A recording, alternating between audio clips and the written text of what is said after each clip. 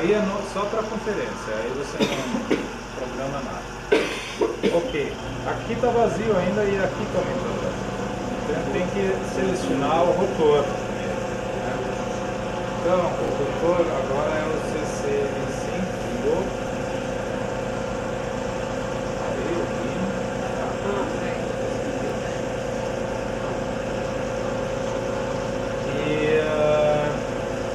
Continua vazio aqui, agora tem que preencher com os elementos da programação mesmo, do método, montar o método.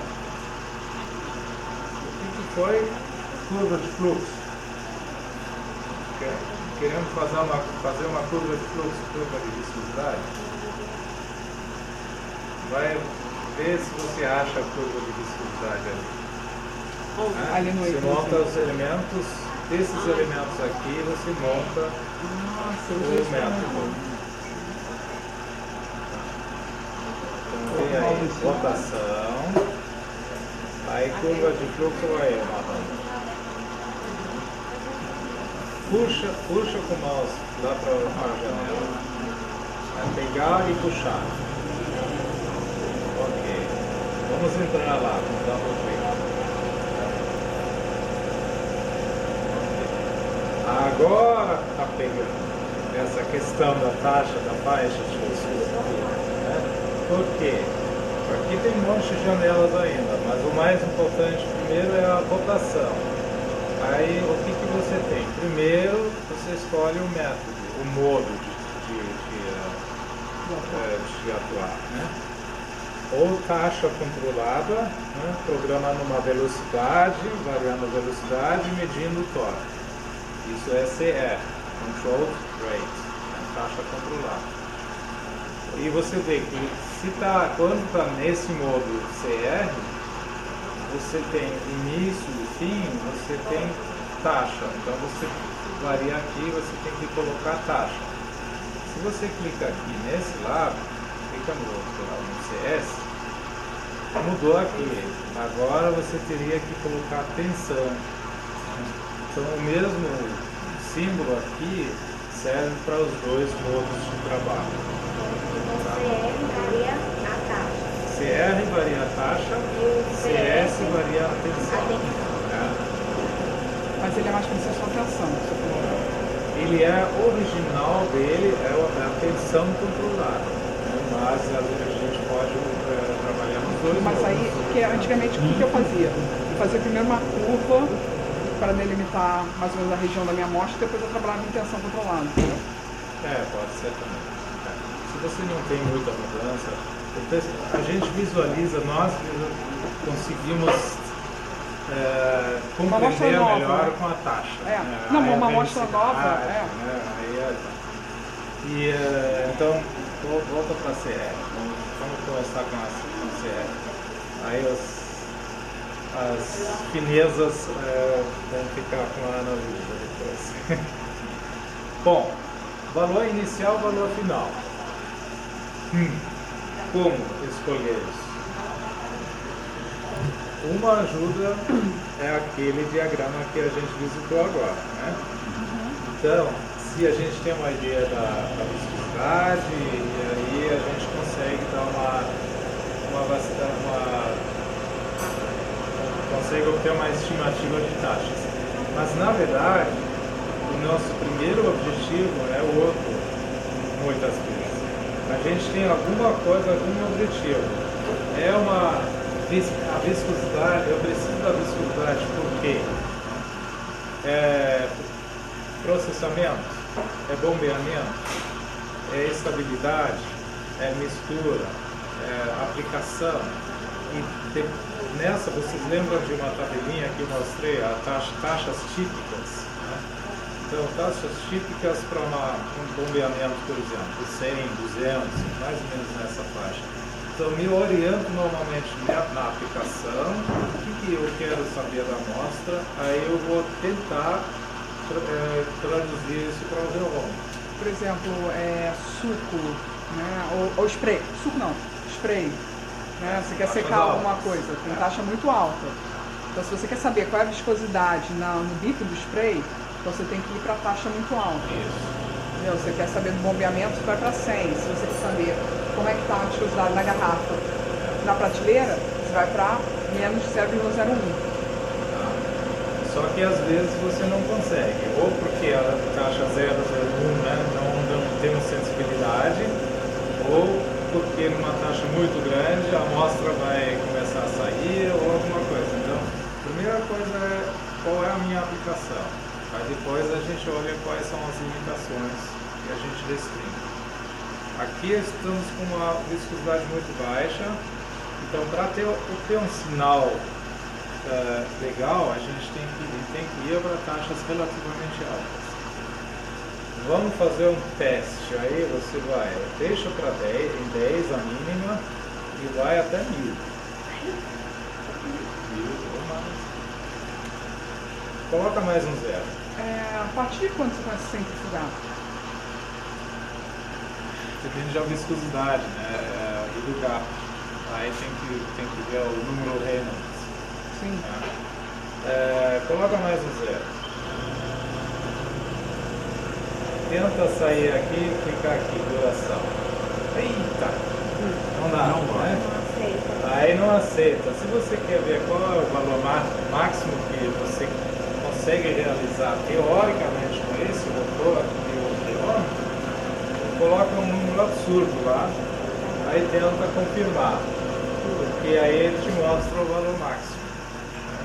Também tem outro método, como você vê aqui naturalmente. Oi? Ele, naquela hora que eu coloquei Sim, aqui clica aí. Clica ali. Se foi muito rápido, aí tá. Tá vendo aqui? Valores aceitáveis, 1940. Seria a taxa máxima, né, que ele vai, com esse rotor. É a distância, né, do rotor e a velocidade máxima do equipamento. Pode apertar. Então você vai, põe para 1900 ou 1500, alguma coisa assim. Vamos lá. 1900. Não em 30 segundos, aí você vai acelerar muito e você vai ter problema com a inércia. Então, pode colocar aqui uns 3 minutos. Quer colocar em minutos? Dá para colocar em minutos. Você vai em configuração. Não, deixa eu segundo. 30 segundos. Então, Aí só uma outra tá. coisa, viu? Então, essa parte agora. Tipo, Oi? log e o linear. O linear. Quando eu faço uma curva de fluxo, normalmente na biologia aplicada, normalmente eu uso linear. Quando eu já penso em modelos biológicos e tudo, eu coloco log, porque aí eu consigo ver a sua plasticidade melhor. Mas aí você faz dois? Você faz duas vezes mesmo, sabe?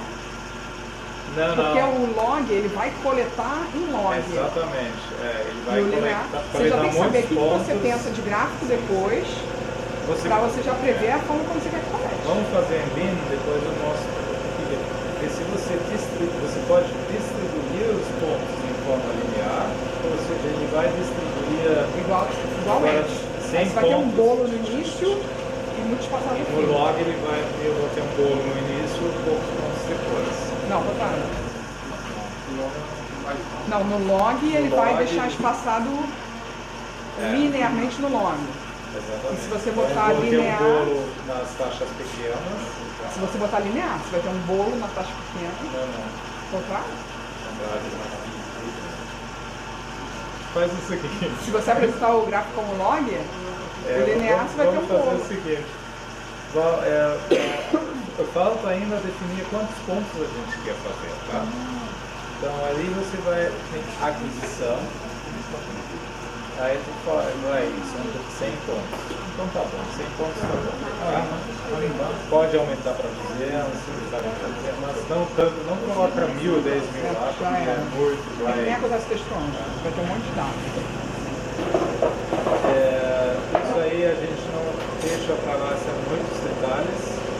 A gente pula isso, também os ajustes especiais, vai na temperatura ainda, aí você quer, podemos dar isso em 20 graus, né? Mas aí você tem que mudar para 10 aí o Peltier vai Aí o jogar Peltier vai- nessa exata, né? exatamente. E vai na rotação aqui. Não, desculpa, no parâmetro. Parâmetros. Passo a passo ou contínuo? É o quê? É o escada? É filosófico. Tá? O contínuo é uma rampa contínua, né? Ou seja, uma variação contínua da velocidade. O passo a passo, teoricamente, Ele equilibra, vai pro próximo. equilibra e vai para o próximo, mas não é, aqui não é. É uma questão realmente filosófica, eu não sei exatamente o que eles fazem diferentes. Porque para a escada você tem um segmento separado. Não, mas não é escada, é assim, tipo, que no outro que eu usava, o passo a passo era assim, você fazia a rampa, mas em cada ponto ele parava, tipo, um segundinho para garantir que equilibrou e ia pro próximo, entendeu? Só que você não consegue garantir isso em milissegundos, né? Então é uma coisa de normalmente melhora um pouquinho. Então eu deixo sempre assim. Se você vai novamente em aquisição, você vê aqui, por exemplo, que ele salva a duração da etapa. Né? Vai para cada ponto é 1,8 segundos, porque a gente definiu 180 segundos. Aí ele faz a calcula. Então cada ponto é 1,8 segundos, aí ele vai para o próximo. Né? Na verdade é mais ou menos isso. Então volta aqui. Tá. Então tá ok, tá um dia, tá um ok. Aí a temperatura ficou 20, então ele vai equilibrar 20 Ele vai equilibrar 20. para poder começar a leitura. Só que, pois é, só que a gente tem agora um elemento de medida. Né? Cadê o ajuste de temperatura? Aqui a gente está em 25. Né? Então, cadê o... Aqui. Puxa esse aí, né? O termômetro. Não, lá em cima. Coloca ele antes do... Vai, cancela. Pode mover ele com o mouse. Então, em primeiro caso, ele vai E agora entra. Aí, nisso aí, você ajusta a temperatura. Você faz o trabalho duro aqui, os outros vão aproveitar, vão ter mais facilidade. Aqui você coloca a temperatura, aí você tem duas opções aqui. Você pode esperar até chegar a temperatura. Vamos supor, você tem uma amostra para o fermentador do reator, está quente lá, chega a 60 graus. Não esfria muito nesse calor que a gente tem aqui na Paraíba, no caminho. Então aqui a gente coloca a amostra numa temperatura alta. Mas a gente quer analisar ela a 25 graus ou 20 graus. Então a gente tem que ter um tempinho para acomodar, para ajustar a temperatura. Se eu coloco aqui esperar até um desvio, né, de mais ou menos 1 grau, né, 20 mais ou menos 1, é muito aberto. Né? E o Peltier é muito rápido. Né? Vai estar em 10 segundos, ele vai estar em 20, ou menos, vai ficar em 5. Aí ele vai para o próximo elemento, vai medir. A amostra ainda está lá em 40. Porque ela precisa também ajustar a temperatura. Então, o que a gente faz? Clica aqui, por exatamente essa opção coloca 20 graus e espera 300 segundos, 5 minutos em 20 graus, aí depois você vai para o próximo elemento. E às vezes você pode combinar para fazer um elemento até um desvio não de 1 grau, né, mas de 0,1, 0,2, e aí depois vai um segundo segmento de ajuste de temperatura, esperando por exatamente 180 segundos, por exemplo. Deixa eu só fazer uma pergunta. O desvio de 1 grau é no Peltier, não é na amostra. É no Peltier. Então, não faz muito sentido esse, né? Não, é melhor ele mandar mais aí... ou menos 1 não faz. Tá. Não sei. Mas você tem o mesmo software, você poderia conectar um banho termostático. Tá. Aí demora uma eternidade para chegar. Aí o cara coloca lá mais ou menos 0,5, alguma coisa assim. Isso é engenheiro de software que não entende muito de geologia, que coloca esses padrões lá. Né? Aí deixa eu te perguntar outra coisa. Com essa espessura tão fina da amostra que a gente tem, sua experiência, em quanto tempo mais ou menos equilibra? É isso tudo mesmo? 300 segundos? Depende da amostra e da temperatura da amostra que a gente coloca. Né? Então,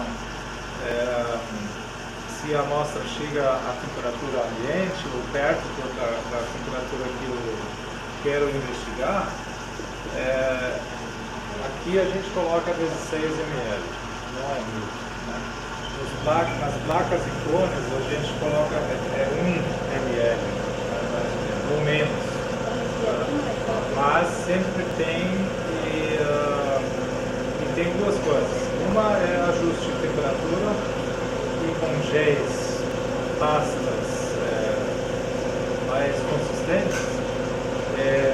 Também é a recuperação daquele cisalhamento quando a gente desce o cone. Então, tem duas funções, esse tempo de espera, na verdade, tem as duas funções, ajuste de temperatura e também relaxação, a recuperação da amostra.